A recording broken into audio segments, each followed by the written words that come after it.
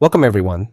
Today we are moving from traditional deep learning architectures into the model family that now underlies most modern language, vision language, and multimodal artificial intelligence systems, transformers, and large language models, or LLMs. The key objective for this lecture is not only to understand what LLMs can do, but to understand why they work from an engineering perspective. We will start by situating LLMs inside the broader landscape of language modeling. Then we will look at the historical evolution of these models, their practical medical applications, and finally, the transformer architecture itself, especially attention, which is the core mechanism that allows these models to process sequences, compare tokens, and build contextual representations. By the end of this lecture, you should be able to explain what query, key, and value vectors are, how scaled dot product attention works, why multi-head attention is useful, how transformer blocks are stacked into GPT-like systems, and why this same architecture can be extended beyond text to images, EHR data, biological sequences, graphs, and multimodal biomedical inputs. Let's begin by mapping the territory. What kinds of large language models are we actually talking about? This slide gives us a useful ontology of language models. At the center is language modeling, the broad task of learning statistical and semantic structure from sequences of text. Around that center are three major families shown here: autoregressive LLMs, autoencoding LLMs, and hybrid LLMs. Autoregressive models are the family most people associate with systems like GPT. They generate text one token at a time. Given a sequence of previous tokens, the model predicts the next token. This makes them naturally suited for text generation, chatbots, predictive autocomplete, interactive storytelling, and content creation. The basic training objective is next token prediction. Maximize the probability of the next token conditional on all prior tokens. Autoencoding models are different. They are designed to build strong internal representations of text, often by reconstructing masked or corrupted parts of the input. BERT is the classic example. These models are very useful for text classification, sentiment analysis, semantic search, anomaly detection, information retrieval, and summarization.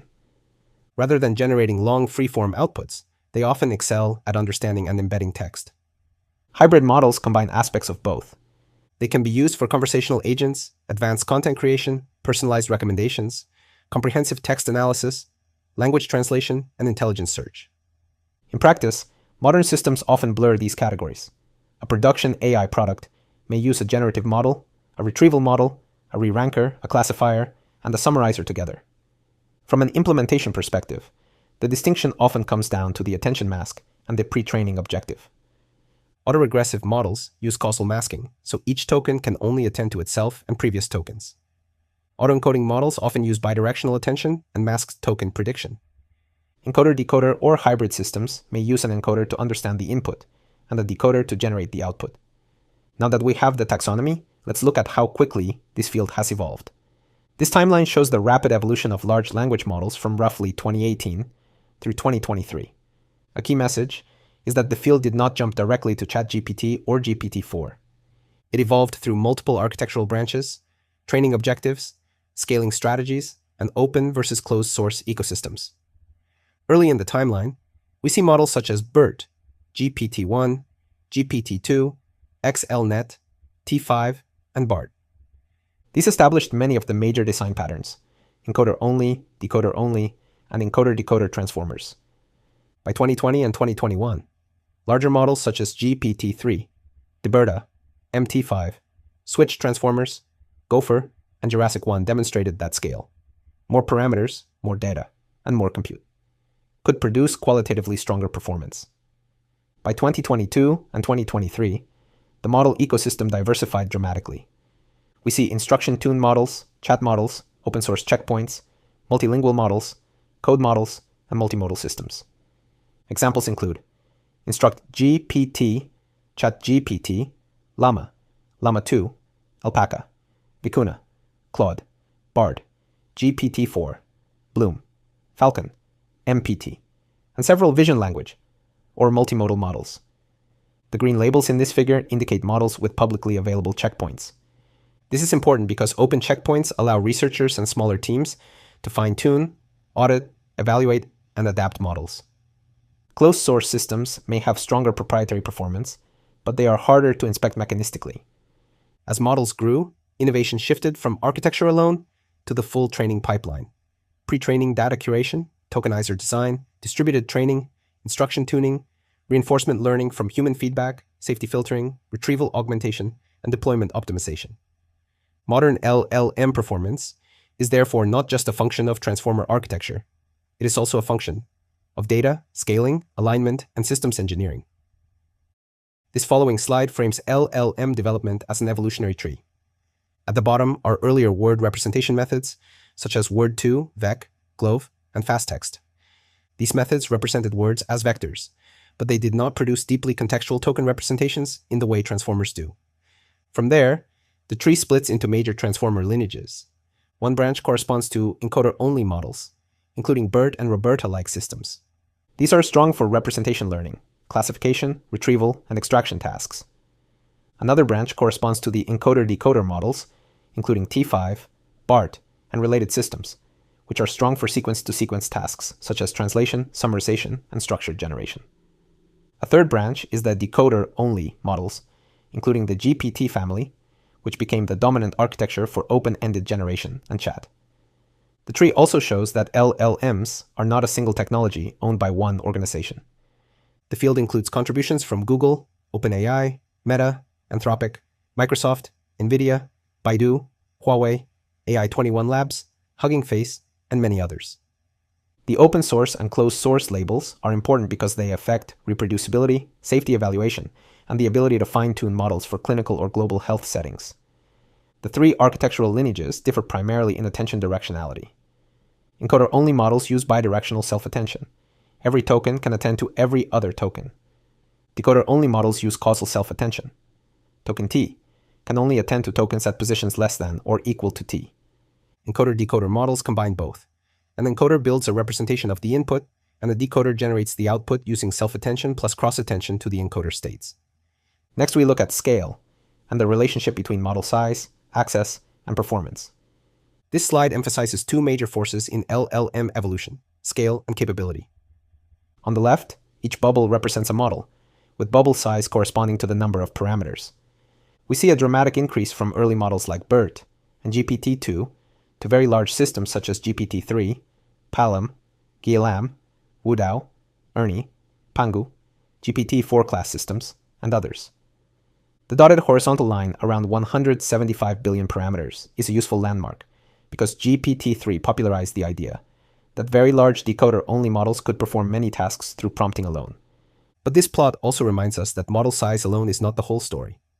Smaller models can sometimes outperform larger ones when they are trained on better data, instruction-tuned more effectively, specialized for a domain, or deployed with retrieval augmentation. On the right, the small performance plot illustrates another key idea: in-context learning. Larger models can use examples placed in the prompt, zero-shot, one-shot, or few-shot, to adapt behavior without changing their weights. This is very different from classical supervised learning, where we retrain or fine-tune the model for every task. Parameters are the learned weights of the model. More parameters increase representational capacity, but they also increase memory use, training cost, inference latency, and deployment complexity. For example, serving a model requires storing weights, caching key-value tensors during generation, and running repeated forward passes for each generated token. This is why quantization, batching, speculative decoding, distillation, and retrieval, augmented generation, are major engineering tools in real deployments. Now let's move from general LLM evolution to the domain we care about in this course: medicine and global health. This slide organizes medical applications of LLMs into several domains: clinical practice, medical education, and medical research. In clinical practice, LLMs can support medical question answering, clinical decision-making, and administrative tasks. For example, they can help summarize patient histories, draft referral letters, explain discharge instructions, convert notes into structured formats, or assist clinicians with differential diagnoses. However, the word assist is important. These systems should not be treated as autonomous clinicians unless they have been rigorously validated for a clearly defined task and regulatory context. In medical education, LLMs can enable personalized learning, generate educational material, and create virtual patients. They can simulate clinical cases, ask Socratic questions, explain pathophysiology, and help students practice reasoning. This is especially relevant in low-resource settings, where access to expert teaching may be uneven. In medical research, LLMs can support literature review, language translation, data analysis, and academic writing. They can help extract concepts from papers, synthesize evidence, translate medical content, and assist with protocol drafting. In medicine, LLM deployment usually requires additional infrastructure beyond the base model. This may include retrieval from trusted medical sources, guardrails against unsafe recommendations, uncertainty estimation, audit logs, human review, and evaluation on clinically meaningful endpoints. A model that performs well on general language tasks can still fail in high-stakes clinical contexts because of hallucination, data leakage, spurious reasoning, bias, or poor calibration. To understand why LLMs can do these things, we now need to open the black box and look at the transformer architecture.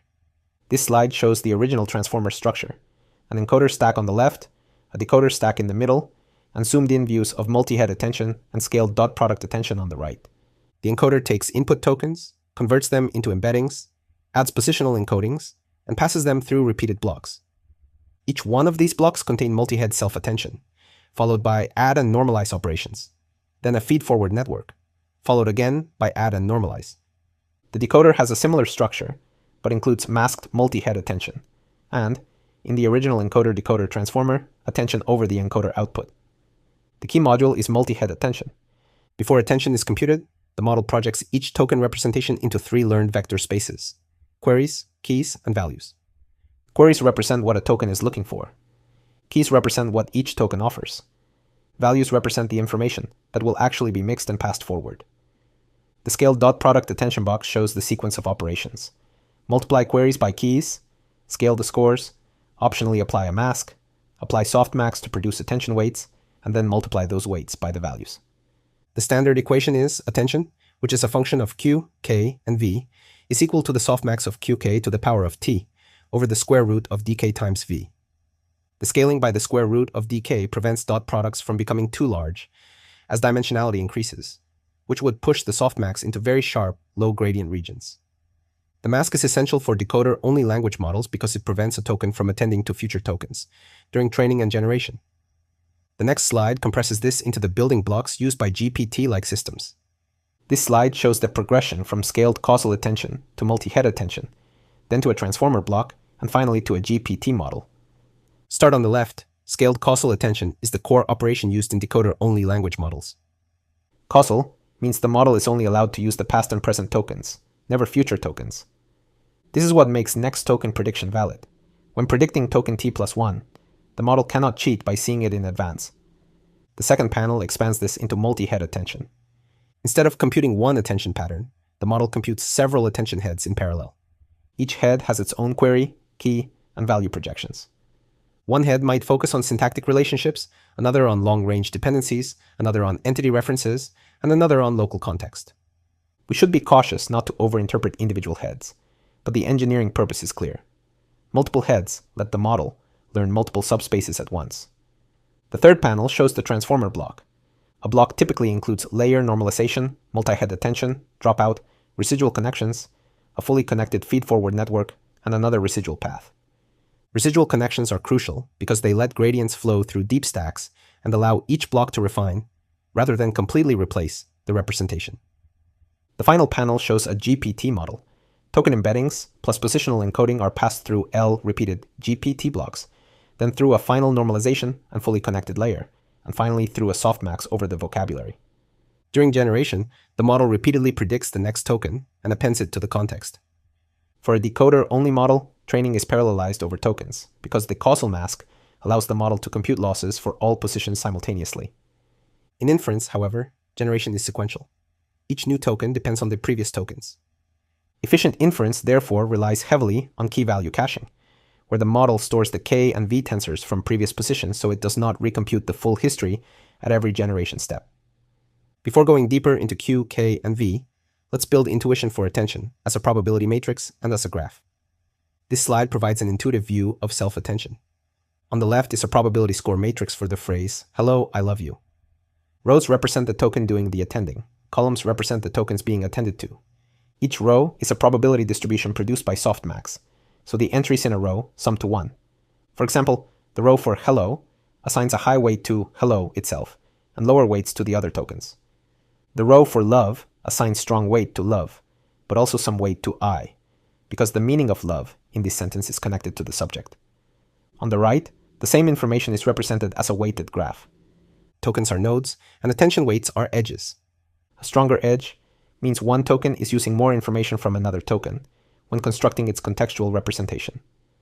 A key point is that attention is not simply importance, in a human interpretable sense.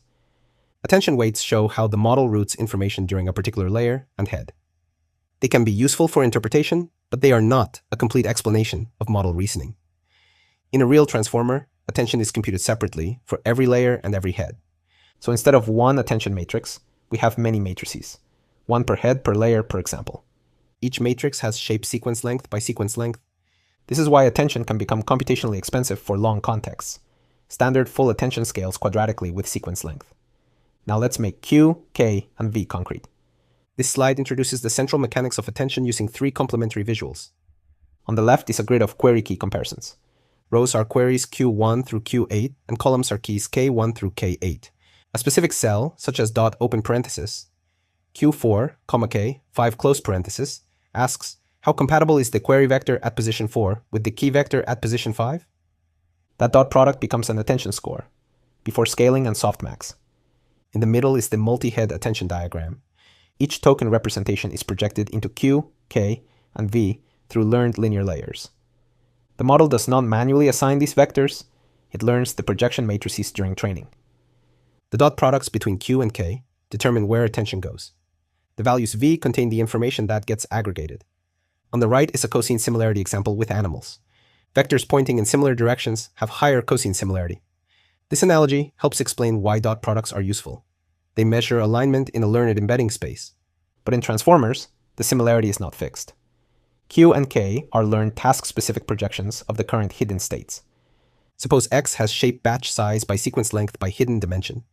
The model computes Q equals XW sub Q, K equals XW sub K, and V equals XW sub V. For each head, Q, K, and V usually have smaller dimensions than the full model dimension. The attention scores are QK transpose. After softmax, those weights multiply V to produce a weighted mixture of content vectors. Next, we connect this to semantic structure in embedding spaces. This slide illustrates a classic idea. Words or concepts can be represented as vectors in a learned embedding space. Here, king, queen, man, and woman are arranged so that semantic relationships correspond roughly to vector directions. The orange direction is associated with royalty. The purple direction is associated with gender. The point is not that the model explicitly knows these axes in a human-labeled way. Rather, during training, the model learns vector spaces where statistical relationships in language become geometric relationships. This is the foundation for many powerful behaviors: semantic search, analogy-like reasoning, clustering, retrieval, and contextual representation. But there is an important limitation. Static embedding examples can make language look cleaner than it really is. In transformers, a token's representation is contextual. The vector for the word bank should differ in riverbank versus investment bank. Attention is one mechanism that allows this contextualization. Earlier embedding models learned one vector per word or subword. Transformers instead produce contextual embeddings at every layer. The initial token embedding is only the starting point. After self-attention and feed-forward transformations, each token representation becomes a function of the surrounding sequence. This is why transformers are so effective for ambiguity, syntax, coreference, and long-range context. Now we reach the most important technical slide. This slide includes the animated walkthrough of how a transformer processes a sentence. This slide is the technical centerpiece of the lecture, so let's walk through it carefully. The animation uses the sentence, "The car is blue." Each word is a token position. X1 is the, X2 is car, X3 is, and X4 is blue. The goal is to show how the model converts these tokens into contextual representations using embeddings, positional information, query key matching, values, attention coefficients, multiple heads, concatenation, output projection, residual normalization, and eventually stacked encoder blocks. At the bottom, each token is first converted into an embedding vector. The boxes labeled W to the power of E represent the learned embedding lookup or embedding projection. But a transformer has no recurrence and no convolution by default, so it does not automatically know token order. That is why positional encodings are added. The embedding plus positional encoding produces an input vector for each position, often denoted E1 through EE4. In the animation, the model dimension is labeled 512, meaning each token position is represented by a 512-dimensional vector, in this simplified example. The animation then computes query vectors using W to the power of Q and key vectors using W to the power of K. A query is what a position is looking for. A key is what each position offers. For example, the token blue may need to attend strongly to car, because blue describes the car. Technically, for every position I, Q sub I equals E sub IW to the power of Q, and for every position J, K sub J equals E sub JW to the power of K.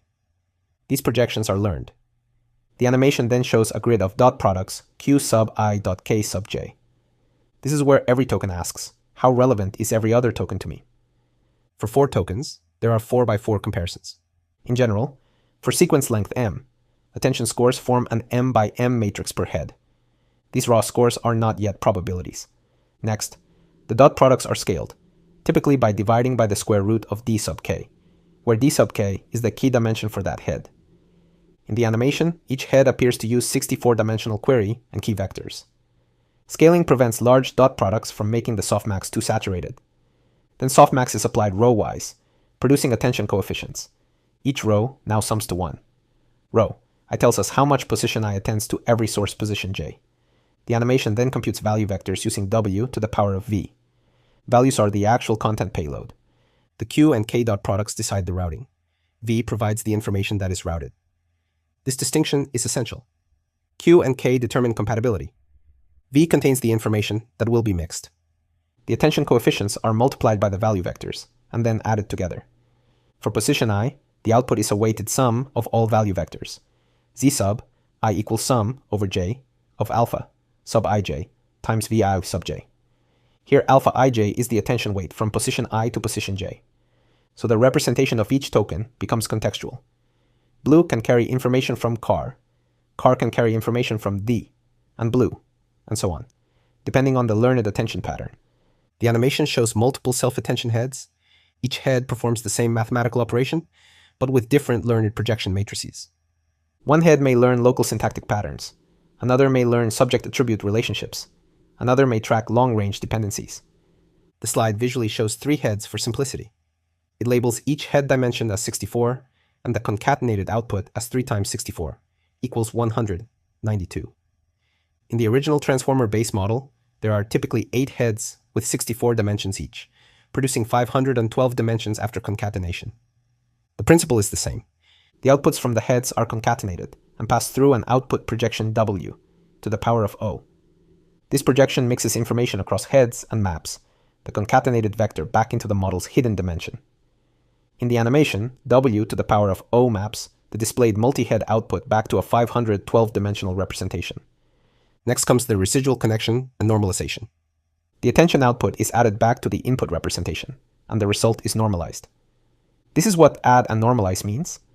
The residual connection preserves the original signal and improves gradient flow. Layer normalization stabilizes training by normalizing hidden activations. After attention, each position passes through a feed-forward network. Importantly, this feed-forward network is applied independently to each token position. Attention mixes information across positions. The feed-forward network transforms the representation within each position.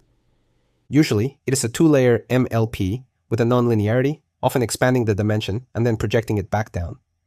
Finally, the animation shows that these blocks are stacked repeatedly. Each layer refines the token representations. Lower layers may capture local patterns. Higher layers may capture more abstract relations. In an encoder stack, all tokens can attend to all tokens. In a decoder-only GPT model, a causal mask would prevent attention to future positions. The standard notation for transformer description is attention open parenthesis, Q, K, V, close parenthesis. Conceptually, it is fine to say that attention combines contextual routing and value content, but mathematically, we should keep the order as Q, K, V. Attention Q, K, V equals softmax, Q, K, transpose divided by square root of D sub K, V. One interesting property is that transformer does not understand a sentence by reading it one word at a time, like an RNN. Instead, the transformer builds a contextual representation by allowing every position to compare itself with every other position, convert those comparisons into weights, and use those weights to mix information. That is the core idea behind self-attention. Now that we have seen these mechanisms, the next slide formalizes a few equations and dimensional bookkeeping. This slide summarizes the mathematical form of multi-head attention and positional encoding. At the top left, multi-head attention is written as multi-head. Open parenthesis, q, k, v close parenthesis equals concat. Open parenthesis, head underscore 1, head underscore h close parenthesis, w, underscore o, where each head underscore, I equals attention open parenthesis, q, underscore, I, k, underscore, I, v, underscore, I close parenthesis. This means each head computes its own attention output. The heads are concatenated, and then a learned output matrix w, underscore o, mixes them together. The central diagram again shows multi-head attention feeding into scale dot product attention. The right side shows the core equations. Q equals xw sub q, k equals xw sub k, and v equals xw sub v. Here x is the encoded input tensor. W sub q, w sub k, and w sub v are learned matrices. The attention output is softmax open parenthesis, qk transpose divided by the square root of d sub k, close parenthesis v. The variable table clarifies dimensions. X is the encoded input, n is batch size, m is maximum sequence length, and h is the hidden dimension, or model dimension. W sub q, w sub k, and w sub v map from the hidden dimension into query, key, and value dimensions. The attention output for each head has shape related to m and d underscore v, and after concatenation the output projection returns it to the model dimension.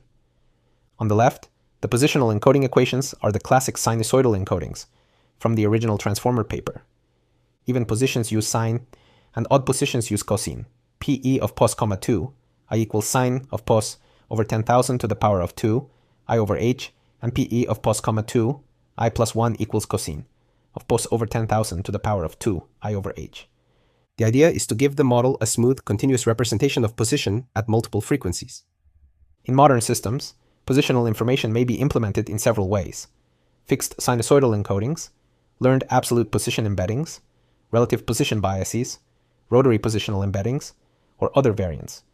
The practical design choice matters because it affects length generalization, long context performance, and computational efficiency.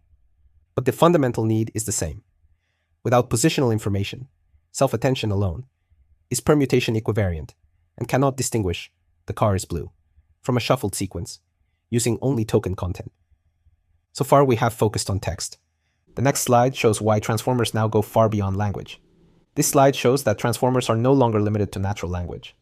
The central transformer architecture can be adapted to biomedical natural language, biological sequences, structured longitudinal EHR data, biomedical images, biomedical graphs, and multimodal data. For biomedical natural language, tokens may be words, subwords, or clinical concepts extracted from notes, discharge summaries, papers, guidelines, or patient messages. For biological sequences, tokens can represent DNA bases, amino acids, or protein sequence fragments. For structured longitudinal EHR data, tokens may be visits, diagnoses, medications, labs, or time-stamped clinical events. For biomedical images, a vision transformer divides an image into patches and treats patches like tokens.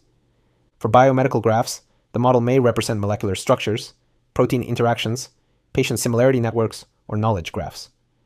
The important conceptual shift is that token does not have to mean word. A token is a unit of information that the transformer can embed, position, compare, and contextualize. To adapt transformers across modalities, we must define three things: the tokenization scheme, the positional or structural encoding, and the pre-training objective. Images may use patch embeddings and 2D position encodings. EHR sequences may require time-aware embeddings and irregular interval handling. Graphs may require edge-aware attention. Multimodal models require alignment between modalities, often using contrastive learning, cross-attention, or shared embedding spaces. This is why the transformer is better understood as a general sequence and relation modeling architecture, rather than just a language model architecture. The next slide gives resources for building intuition through visual explanations. This slide provides two excellent visual resources for reviewing transformers after class. The first is, but what is a GPT? Visual Intro to Transformers, from the 3 Blue 1 Brown series. This is particularly useful for developing intuition about token embeddings, attention, and next token prediction. It is a good complement to the mathematical view we use today. The second is attention in transformers, visually explained, which focuses specifically on attention. I recommend watching these with the equations from today's lecture nearby. When you see Q, K, V, softmax, and weighted sums visually, the architecture becomes much less mysterious. The key is to connect intuition and implementation. The visuals are not just metaphors, they map to actual tensor operations in PyTorch, TensorFlow, or JAX. Let's briefly situate today's lecture within the full course structure. This slide shows the broader course agenda. Today's topic appears in week 6.